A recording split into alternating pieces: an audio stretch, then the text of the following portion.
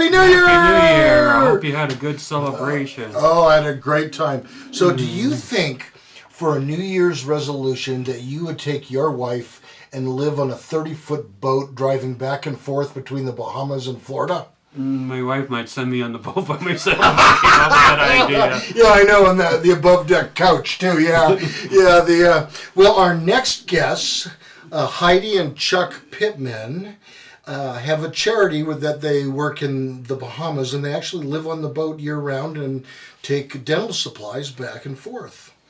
And so I'm really excited to hear their stories and, frankly, all the crazy weather they had to endure, and just hearing how they survived. I know that it sounds. I looked at some of the films. It's going to be interesting. Yeah, they had some cool videos on YouTube. Anyways, our special guests, Chuck and Heidi Pittman. Well, Good Chuck Pittman, morning. thanks for being here with us. And we're here with Doug and your wife Heidi, who will bring on in just a little bit. And today we're talking about a couple of really interesting things that you're involved with. One is Sailing for Smiles. We'll talk about that a little bit later.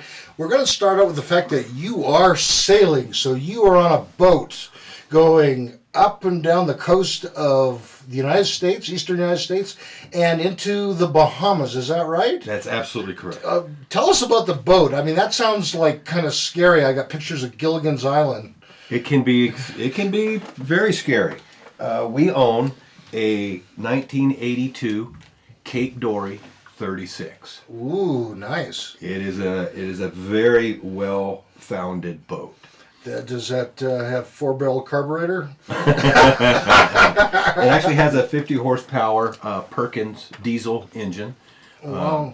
And it is cutter rigged, which means I've got a sail. I've got a third sail that's in front of the mainsail. Okay. And so the cutter rig really helps pick up the wind, and it makes it a boat that's easy to heave to in a storm. Wow. It's a very safe, slow, well-made boat. Now, I've always wondered, does your wife call you the skipper or anything like that? She calls me a lot of things, but generally not skipper. Well, and we're going to talk as the show goes on this week and next week about some of the amazing charity work you're doing via boat and bicycle. And so I've often wondered, you're on a boat like this. I assume you're also like the chief mechanic. Yes. So I've seen that on some of your videos on YouTube where you were fixing something and it was finally working and you're very pleased. Yeah, if you took your entire home and all the stuff that breaks on your home that you have to maintain all the time and squeezed it down into a 36-foot by 10.5-foot space, Oh, wow. I have the exact same amount of stuff that I got to tend to. It's just in a much smaller space. So how do you decide then, like, which tools you're going to bring on to keep the boat going? Or do you plan on picking stuff up and pour it on a regular basis? I've got a set of 18-volt tools. Sawzall, sander, drills, impact drivers, and sockets that I bring, and then all the regular hand tools. So, after a few years, when you first do it, you pack the boat full of everything you possibly can, and then the boat sinks into the water. Does it slow down your speed when it sinks? Actually, no, you go faster. You do? You go faster because your hull is longer. So the longer your boat is, the faster it will go.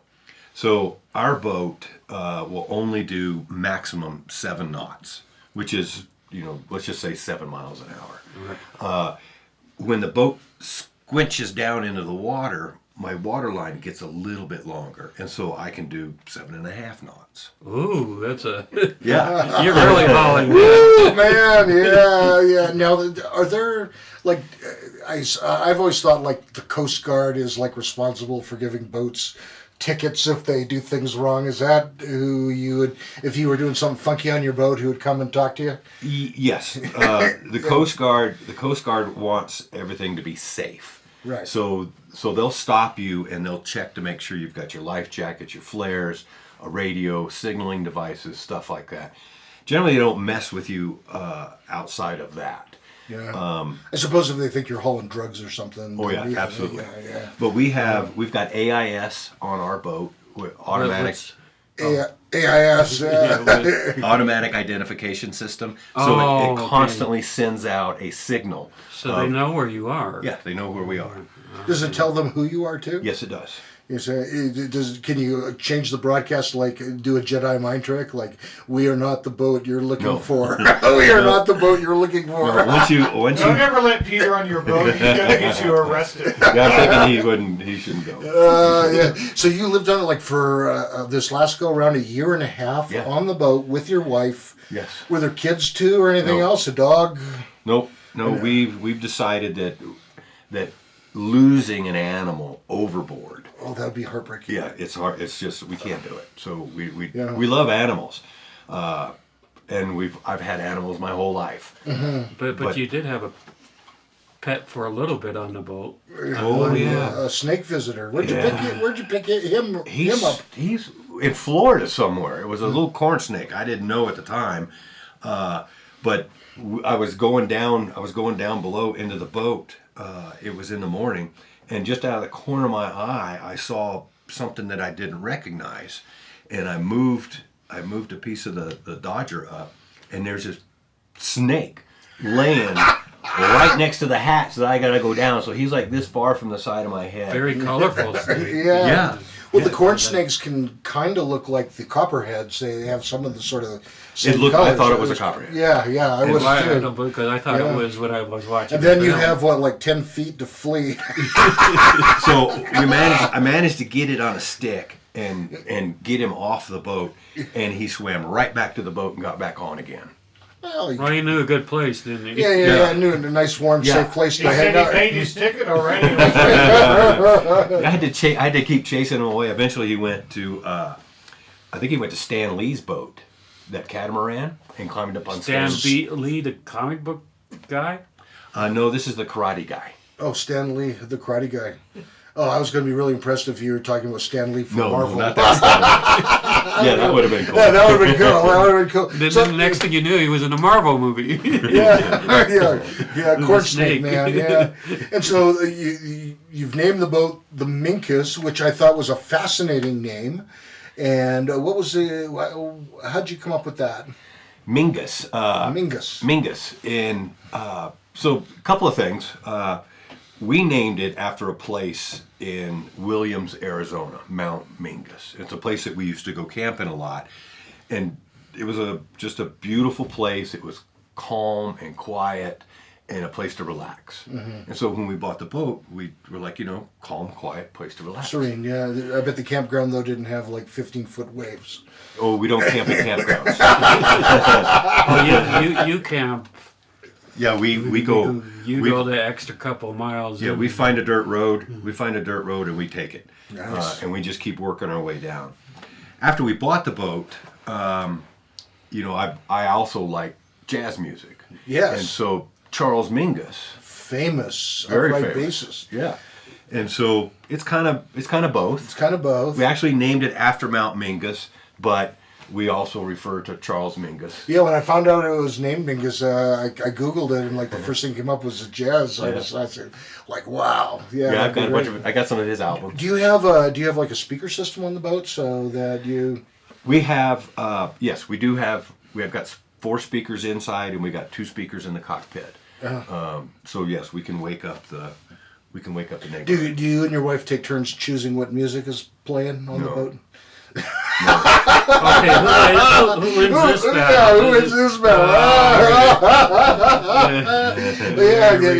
Yeah, I can imagine a little bit of rock and roll or something. Yeah, generally we both like the same kind of music. So that's so bad. But we squally women music. That's squally women music. As soon as that comes on, So you're on a boat. I think about this. How do you divide up? I assume there's a certain number of chores or duties that you have to execute each day. How do you divide up the workload? We are very traditional. My wife cooks and she cleans and she does the laundry. Okay. No, she doesn't. We both do laundry. Of course. We both cook. She does the majority of the cooking. It takes both of us to keep the boat clean. Oh, I can't imagine. But just naturally, naturally there's pink jobs and blue jobs. So I hope that doesn't offend anybody, but naturally there will be pink jobs and blue jobs. Sometimes you offend people, but they'll get over it. Yeah. This is life. So the mechanic stuff, when the things break on the boat, naturally that's going to be me. I've been in construction my whole life. Sure. So I grab my tools and I go down there and I figure it out. The sewing things that we sew, Heidi does that. We've got a really nice sail right, and so she's sewing our Dodgers, and we haven't had to sew a sail yet. Oh yeah, we did. Yeah, we helped repair some sails. So she does that. And as far as cooking, I'm usually outside. So the cockpit is my garage. Oh. Because the boat's so small, it's, the inside is you only have maybe this much room, 6 feet, inside the boat to move around. So Sure. we've got to turn sideways to go past each other. Wow. So when we come back, we're going to answer this question. How do you do laundry? Are you tugging a Maytag washer and dryer on a barge behind the boat? Let us know about that when we come back from this break. All right.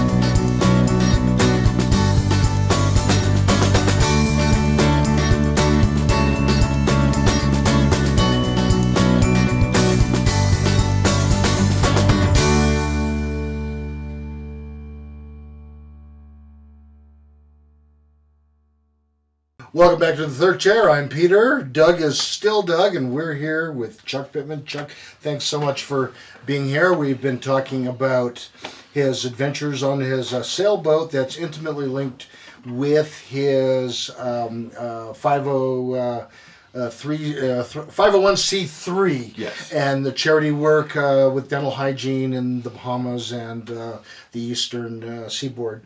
And I'm really curious. Okay, you're on this boat. You're there a year and a half. You got to do laundry. You got to take a shower. How does that work? Or do you just take a cold dip in the ocean? All of the above. Do it all at once. Go in with your clothes. Come out there. They're washed. Yeah, it's all of the above.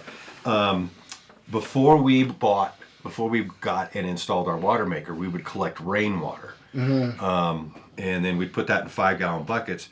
And then we do it, what we call it, the pioneer way. The pioneer way. Pioneer way. Yeah. We put the dirty clothes in a 5-gallon bucket, and we put soap in there, and we stomp it and use a plunger, just like you did when you were in the Boy You Scouts. have a washboard? No, we tried one. It doesn't work very well. It takes up space on the boat. So we do that. We wash with regular soap, and then we rinse it out. We'll clean it with salt water until we can get all the soap, and then we'll do a final rinse with fresh water. Wow. Well, and then, is there a toilet on board? Yes. So there's some good toilet. I was just thinking, I think of the campers that have little showers, little toilets. I figured. Does it go directly to the ocean? There's a switch. There's a valve. So if you're out, you can go. So it just dumps straight overboard. But we also have a 23-gallon holding tank. So if we're in a marina or in an anchorage, we have to put it onto the boat. Gotcha. And are there boring times because you're what? You're going, 7 miles an hour? I don't know how to convert knots to miles, but you're not going real fast. Yeah, let's just say 7. And you're trying to get to the Bahamas from Florida or wherever. That's like a long drive. Mm-hmm. Yeah. So are there times where you get bored on the boat? Absolutely. Those are the best times. Being bored on a sailboat is far and above better than anything else. You play like video games on your phone? No, we read, we take naps, we cook, we clean, we do laundry. I assume there's always something to do. There's always something to do on the boat. Yeah. If it's a nice calm passage, I can go up front with some sandpaper and I'll sand the teak and varnish the teak. So I'm really curious about this. So let's say you're in home base in Florida somewhere. I assume that's one of the places you sail from. How many days is it to get to the Bahamas, assuming no storms and that sort of thing? 12 hours. 12 hours of sailing time. Yes, 12 hours. So you are literally just like less than 100 miles from the Bahamas? 50 miles. Wow. Okay. Yeah. No, I assumed it was farther. Well, the Bahamas is huge. Yeah, okay, so it's from the closest point. Yeah, the closest point to Bimini, depending on where you leave in the United States, you can check in at Bimini or you can check in at West End. Or you can go all the way around and check in somewhere else. But straight from Florida to, the closest place is 47 miles, I think, is the shortest distance. Oh, wow. I didn't realize it was that close. Yeah. Yeah, these guys in the power boats, they're getting there in, an hour and a half, 2 hours. Yeah, I guess I remember episodes of Miami Vice where they'd be driving driving the high-speed boat to get there. Yeah, that's fantastic. I assume you can't be on a boat in the water without fishing. Oh, I love to fish. Do you catch much? No. How about your wife? Does she do any better? No, she doesn't fish at all. I've caught a shark, a couple of barracudas, and I caught one eaten fish. And that was off the coast of Florida. Was it delicious? It was wonderful. Do you have to have like a inflatable raft kind of emergency escape pod, if you will? We are so close. We're so close to the Bahamas that we don't have to have one. If we're going to cross to Europe, I'm going to get a life raft. Mm-hmm. We have a dinghy that we keep on board, and it stays inflated. And it stays up on top of the boat. So Okay, so accessible. Yeah. If needed. And do you have a ham radio, or do you have to have some kind of special naval radio? Yes, that we have you can talk. Yeah, we have a VHF. We have a VHF radio. All of those radios like that, they're line of sight. Oh. So they get out 5 miles, 7 miles, maybe. The higher up that your antenna is, the further it will go. Do people ever play games like on those radios? Like say, like this is the HMS Mingus. No. I am a British battleship. You have 10%. You have 10% everywhere you go. 10% of the people are gonna do the bad things. Yeah. You do have some of those guys, but Peter no. would be in that. I kind of get that. Just inquiring minds want to know. No, the VHF radio is a big deal. You don't mess around on that. Oh, that's great. Do you scuba dive? Yes. Do you bring scuba gear with you on the boat? Yes, we do. And that's great, and because I know Bahamas is good scuba diving. It is. Yeah.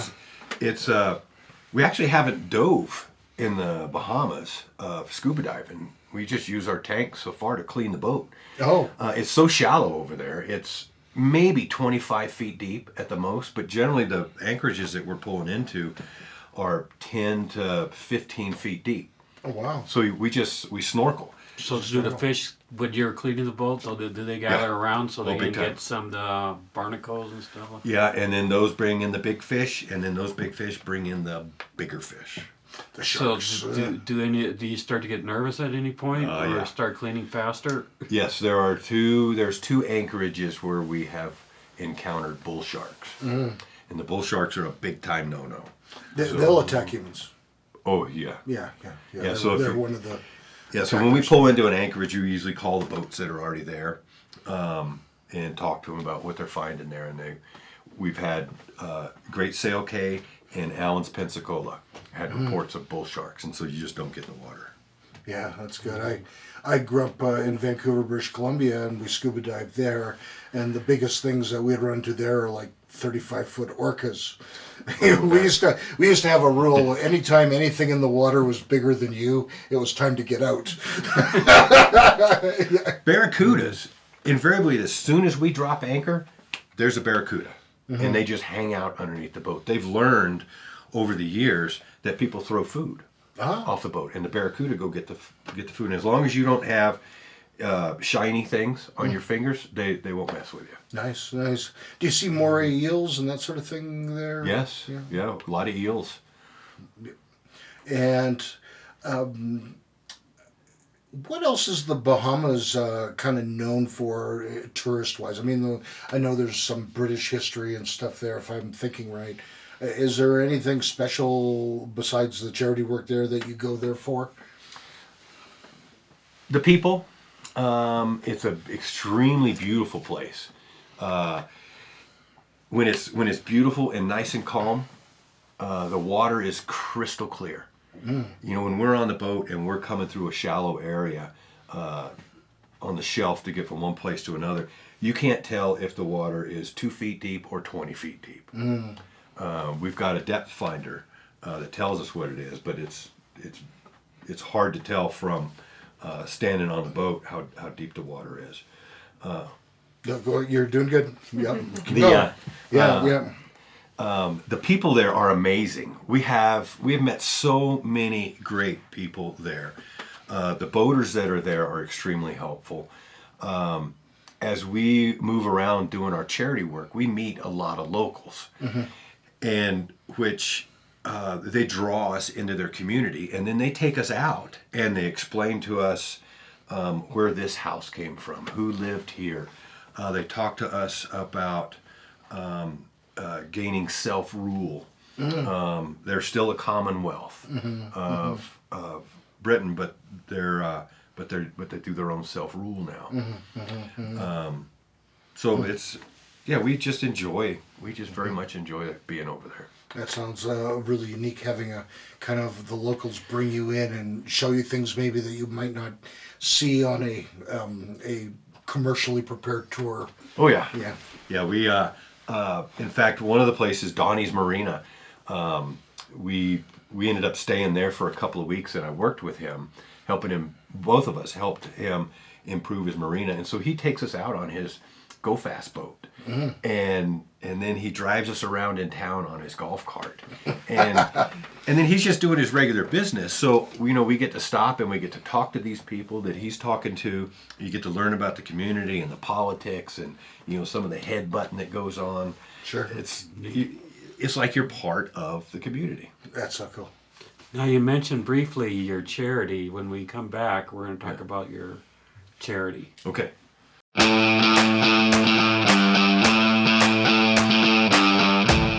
Real people, real stories, real life.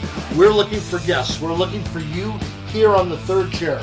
I'm Peter, that's Doug, and how many different ways can we have guests? Oh, at least 3.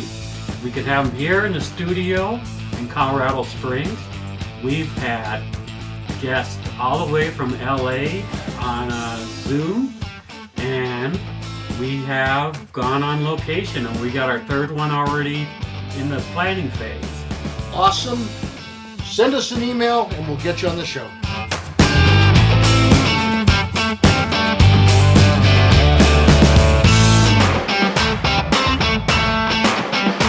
Welcome to the third chair. We're back with Chuck, and we still have Peter. Hey, let's do the wave. We're talking about boats. And then we had about 5 more people during the slating, so that was interesting. Third chair. Charles and Chuck. Yeah, Heidi. There's a lot of people on this episode. all of them there. That's right. You have a lot of relatives with your same first Yes, name. I do. That's why you. I am Chuck Jr. So the way I found out about you guys, there's driving around, and the sign said, Yeah.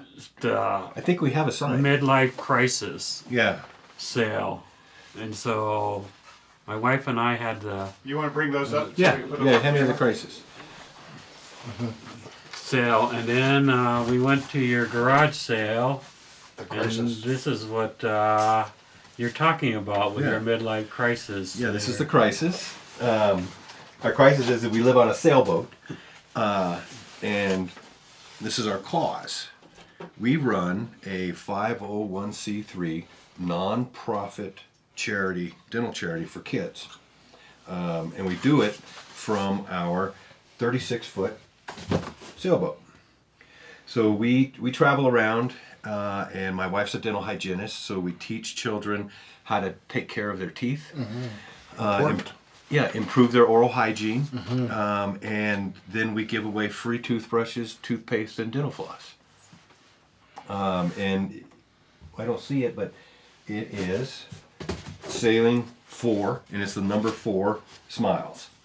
And so our logo is a number 4, which represents a sail, and then a smile, which represents the hull of the boat. So it's sailing, wow. and then the number 4 That's a clever logo. smiles. Thank you, I did it myself. Did you? No, I was gonna put my money on your wife doing that one. So we've been up. We did it together. Yeah. But mostly it was hers. Yeah. We've traveled up and down the east coast of the United States. We got all the way to Oriental, North Carolina. We meet with the Head Start programs, and then we do the same thing. We talk to the kids about oral hygiene. We've got things that we show the kids. We've got a bunch of shark's teeth that I've glued onto a Lex on board. Oh, I bet they love those. Oh, they do. They do. They can touch them. I wanted to do, at first we had them in these little boxes, and the kids couldn't touch them, and I thought, well, that's not very much fun.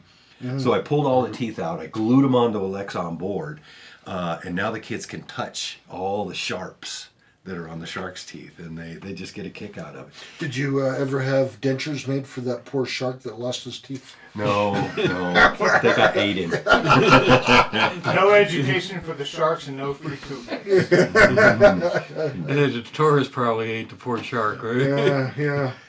So so up and down the East Coast with Head Start, and then we go over to the Bahamas, and we do the same thing in the Bahamas. And we get donations online. We do our own fundraising for ourselves. That's what this garage sale was for. We raised quite a bit of money. Some of our neighbors brought stuff for us to sell. Some of our relatives gave us stuff to sell. And so we take all of that money and we put it back into Sailing for Smiles. So every penny that we get goes to buy a toothbrush or a toothpaste or a floss. So no overhead or anything. It's Yeah, there's no overhead. So It's just something that we thought we could do, while we're out on a sailboat. We thought maybe we can help some people out while we're doing this. And it kind of gives us a purpose. Yeah, it's a good it's one. a good purpose, yes. We saw 3,200 kids earlier this year. Wow. And we're trying Wow. to get enough money and enough donations so that we can gear up to see 12,000 kids. Whoa, oh. Yeah. Now, Wow. you're doing work in the Bahamas. Haven't they recently had some bad storms and stuff go through there? man, and these has guys- that affected how you're able to interact with the different groups? 100%. The after the initial hurricane's over and everything is gone off of the news, it just fades away into the background. But then we go over in a sailboat, and it's been 6 months or a year, and you think everything's going to be better. It's not. The towns are still devastated. The roads are still out. There's places that have no power. They still don't have any phones yet. They're selling gas out of cans because the service stations don't work yet. It's just the devastation is everywhere. In Green Turtle Cay, Black Sound, there's only one marina that's operating, and that's Donnie's. Nobody else is building back because it's just too much. The devastation. There's still stuff all over the island, back in the trees. It really hits you hard when you go into a place like that. So it sounds like they lost some of their hope. I mean, Yeah, because they got hit by back-to-back hurricanes. They had, I thought it was 280 mile-an-hour winds clocked over by Green Turtle Cay. it just swept thousands or hundreds of people off of the island. They had 30-foot, they had 30 feet of water. Everything was underwater. And it just floated human beings out to sea. Oh my goodness. Yeah, it's horrible. You know, and it's not in the news anymore. I mean, it's like you I know. don't hear about it. It's like that's a major catastrophe. It still is, yeah. Yeah, it still is. And one of the things that we're doing when we go back over is we're bringing materials that people need, that they still need. And so we're communicating with Donnie, and so are a lot of the other boaters. We communicate with Donnie, what do you need? What can we bring? And then so we go and we buy that stuff. And then we take it to Donnie, and then Donnie distributes it. And Donnie is not the name of a person; it's the name of a port.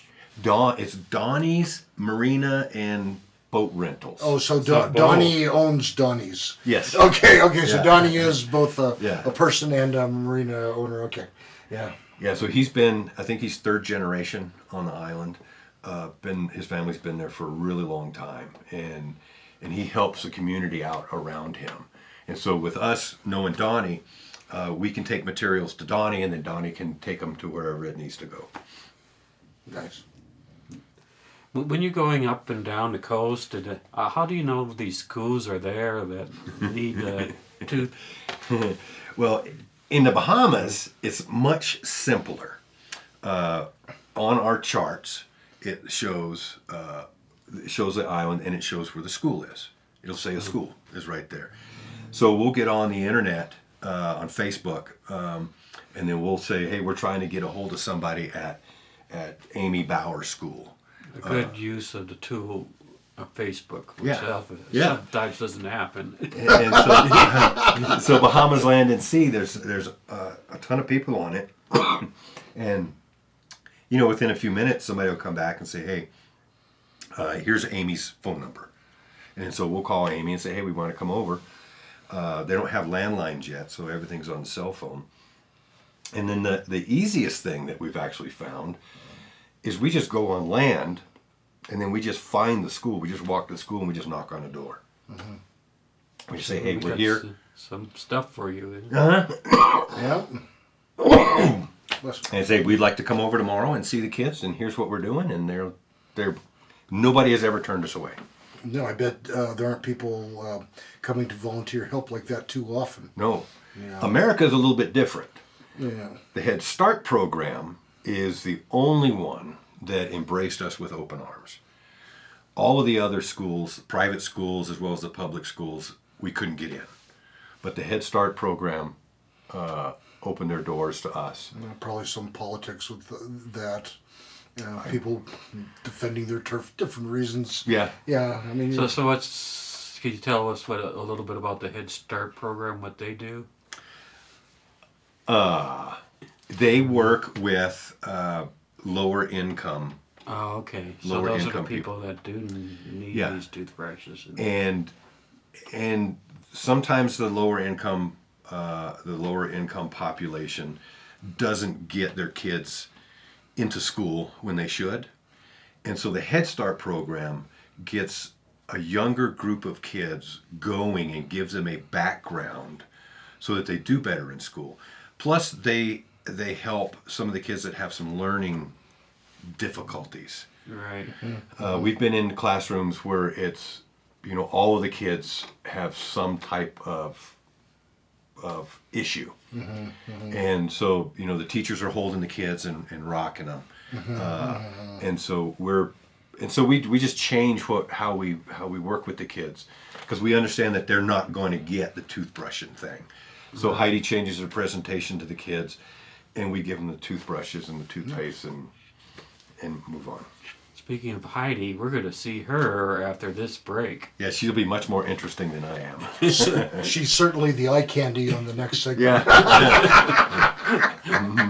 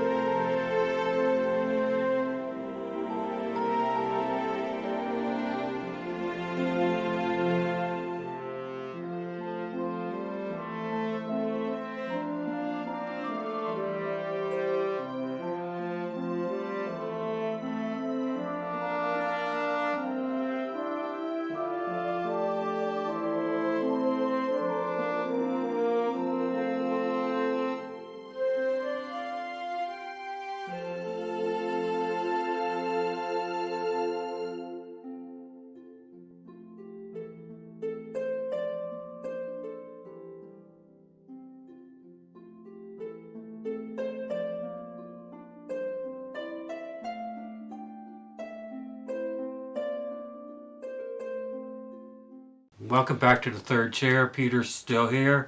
Yo! And we put Chuck on the sidelines, and we have Heidi here. Welcome, Heidi. Thank you. Thank you Heidi very much. is the wife of Chuck and Yes. traveler in the boat Yes. and the dental hygienist. And knows more about dentistry. And what do you have here? Well, this is one of our fundraisers for Sailing for Smiles. These are tooth fairy bears, and kids that are losing teeth. You remember having to slide the teeth under the pillow, and then it's Yes. hard not to wake the kids up. And so these hang by the side of the bed, and the kids put their missing tooth, in the tooth holder, and then the tooth fairy has a little pocket here to leave a gift for wow. them. So these are tooth fairy bears.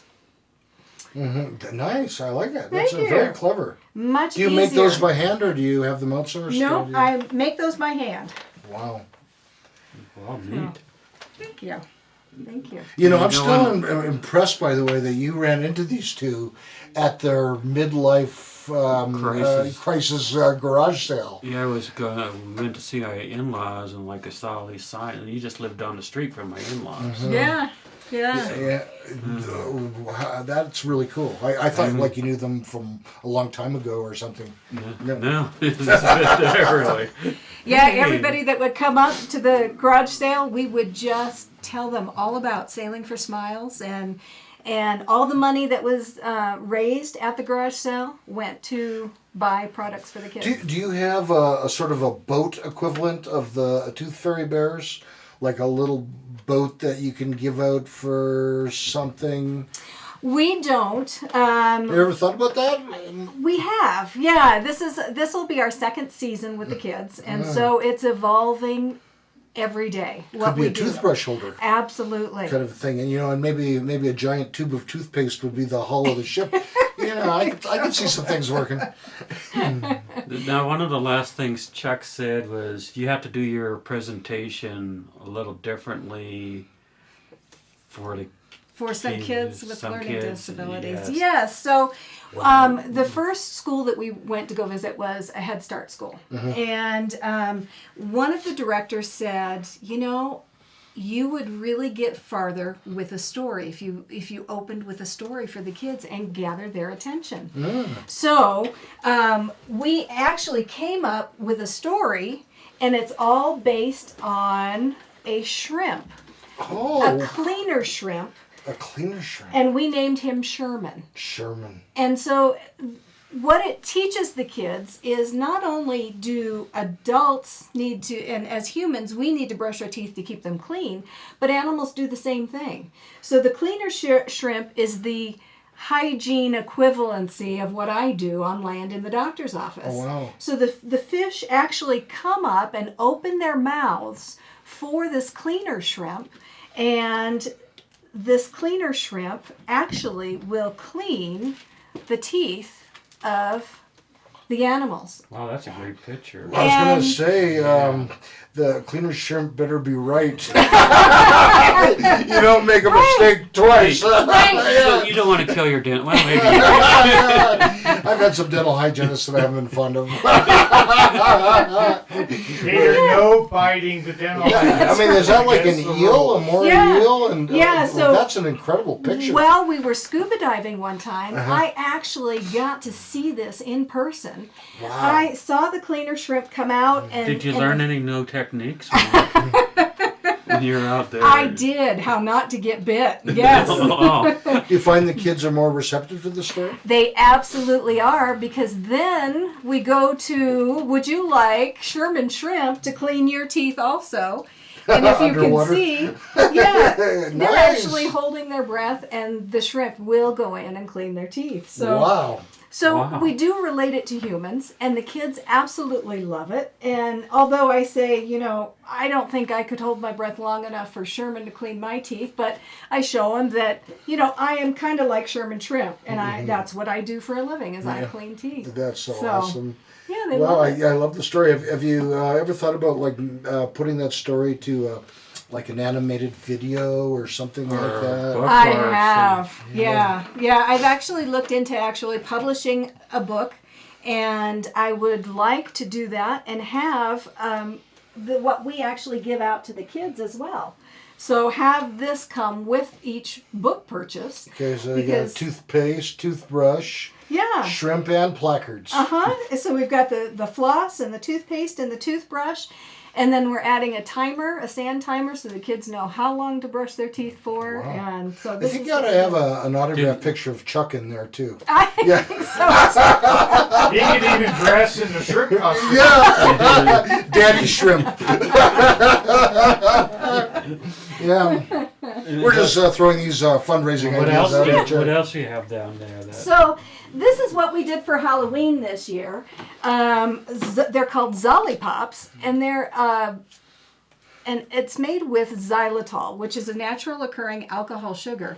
And what it does is it doesn't allow the bacteria to grow and propagate in the mouth. And so this actually helps to keep cavities at bay for kids. So it's a wonderful tasting candy. And is it hard or? It is a hard lollipop. Mm-hmm. Okay, but And- it's cleans your teeth. It a does. little bit. Yeah. Yeah, I've had dentists over the years recommend xylitol gum. Yes. If you're a gum chewer, well, then do this one kind of Right, thing. Yeah, right. yeah. Xylitol is coming into dental products more and more. Rinses and mouthwashes and candy products for the kids. So where did you get that? So we went online and found this, and it was Just type Solid Pops online. yeah. Well, I looked for sugar-free candy because Alright. as a dental hygienist, I couldn't, by conscience, give kids regular candy, sugar candy. That just was hard. But I wanted something good enough that they didn't turn their nose up at it, and these are really good flavors. Well, after Invented seeing, by a kid. yeah, after seeing, Oh, the, invented by a kid. yeah, That's after seeing the young clean lady sheet, that did yeah. that, huh? Yeah. Maybe I should Wow. put that in our toilet, old toilet candy bowl instead. Yeah, after seeing that cleaner shrimp, I'm not sure I could offer anyone a shrimp cocktail again either. Yeah. Yeah. I had shrimp cocktail last night. Oh, We yeah, had shrimp I last love night, too. yeah, I love shrimp. I love shrimp I absolutely. know. Luckily, they're different. They're not the normal shrimp. It's a cleaner shrimp. Yeah.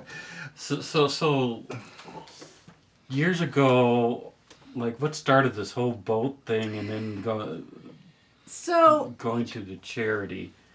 So my husband and I went on an anniversary trip for 2 weeks. And we spent a week in Belize, in Hopkins, Belize, a very small community, and asked them about what could we do to help their community. Was there a school there? And the lady who ran the area where we were staying said yes, there was. And she found out how many kids were in the school, and we got donated products and took over 200 toothbrushes, toothpaste, floss, and teaching items to the school, and spent a day going through all their classes and giving away toothbrushes and toothpaste and floss. When we were done with that, we knew we loved doing that. It was such a rewarding experience. Roll forward a few years, and we made an epic trip to Egypt, and we were scuba diving. And when we got done, I looked at my husband and I said, if we had a boat of our own, we'd be able to scuba dive wherever we wanted to. Then came the boat. So he just like went onto Amazon. He and just he started looking at boats. What do you think of this? What do you think of that? And doing all the research for him. And then we got the boat in the boating lifestyle, and we decided to marry the two. So we had a purpose while we were out sailing on the boat. So you guys get all the this is- boating magazines, Boaters R Us, No, Boating Biz. we hadn't even been on a sailboat until we decided to purchase one. And I think I said, let's go on a sailing cruise first to make sure we like it before we purchase it.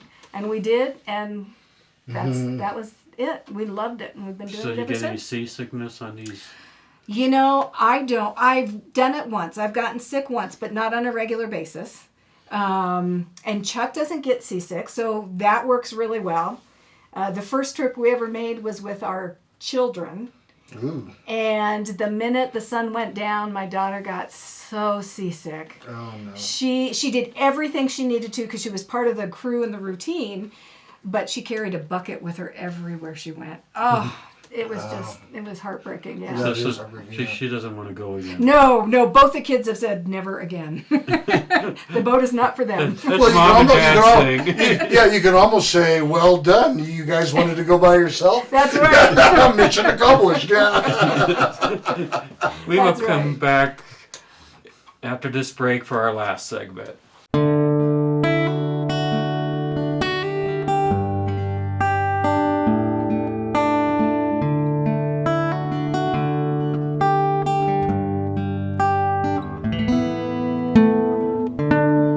Hi, I'm Peter from Pikes Peak Recovery Coaching, and as you know, I do help people with drug and alcohol recovery issues. I love to help people get better, but I also offer a variety of other services, including regular life coaching services. I've helped several people write and finish a book. I've helped a doctor that was in medical school graduate and then get into a residency.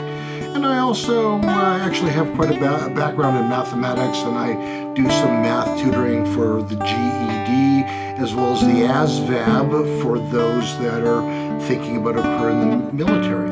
So my contact information is on the screen. Please send me an email or a text, and we can talk about some of these services and how I can help. That's Peter Grigg at Pikes Peak Recovery Coaching.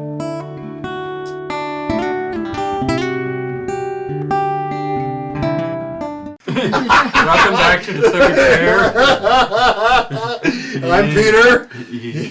Our Still kids are Doug. very organized. Yeah, I'm just giving Yes, Doug what green. Yeah, we're with Chuck and Heidi That's right. Pittman with Sailing for Smiles, and they have spent a lot of time on a small boat together, which raises the question inquiring minds want to know: how does a husband and wife live on a small boat together and not drive each other crazy? I'm sure you've learned some things that couples could probably implement in their life, even if they live the old-fashioned way on land in a house. We run a chalk line down the middle of the boat. This is my side. That's her side. Who gets the bathroom?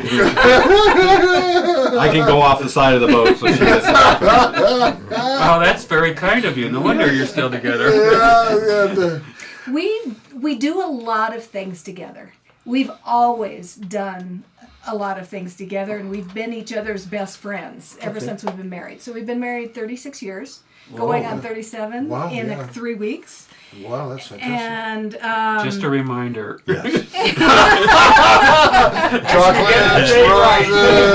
got married the day after Thanksgiving. So, Oh, that's Yeah. good. so generally we celebrate. and we actually got married twice. So if that's Wow. saying anything, That's good, Yeah. I So, think. so why twice? Well, we got married the day after Thanksgiving. The first time we eloped because I was going into the Marine Corps. Oh. And I needed to be married before I joined the Corps.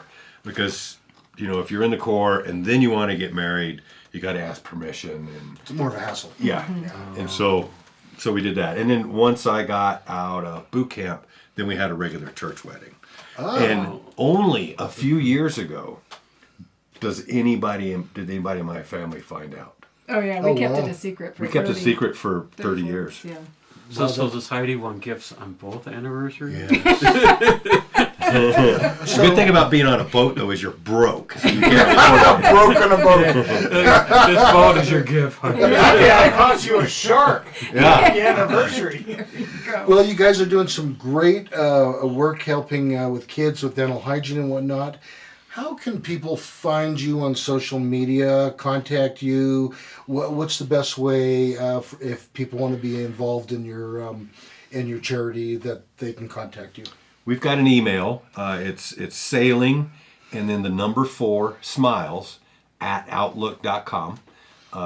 Both of us get that, and we'll reply to whatever you send us. We've also got www.sailingforsmiles.com. A website. Yes, it's a website. It's one- You can donate straight to us through the website. And we have PayPal on the website. We also have a Venmo account for okay. donations. Okay. We do Zelle as well. And Zelle, and everything that comes in goes straight to the kids. So we purchased toothbrushes and toothpaste and floss and timers and teaching materials for the kids as well. So everything that we raise goes straight to the kids. Do you guys still use, I remember as a kid you'd have those purple tablets you'd chew to show whether you had brushed properly. Are those still used and do you buy those? So they're disclosing tablets, but now it's in liquid form. Oh. And it's messy, so no, we don't take that on the boat. yeah, I can just imagine. So basically, we don't do dental services. We do dental education and then give the kids toothbrush, toothpaste, and floss when we're all done. And we're hoping at some point to turn it into where we bring dentists out and we bring hygienists out and we do a working vacation for kids as well. I've got enough hours that I can get my captain's license now, so that we can take paying guests. So we figured we could do some kind of an eco-tourism charter to thing. support the charity Yeah. kind of thing. Yeah, you'd have to put on a little weight before we could call you the skipper. Yeah, I'm dropping Peter, weight. he gets you on his boat, you're walking the plank. Well, thank you both so much. We're going to have you on again next week. Thanks for being here, and please like, subscribe, share with your friends, and hit the notification bell icon so you know when we've uploaded more episodes. And you can find us on SV Mingus on YouTube. This has been the third show.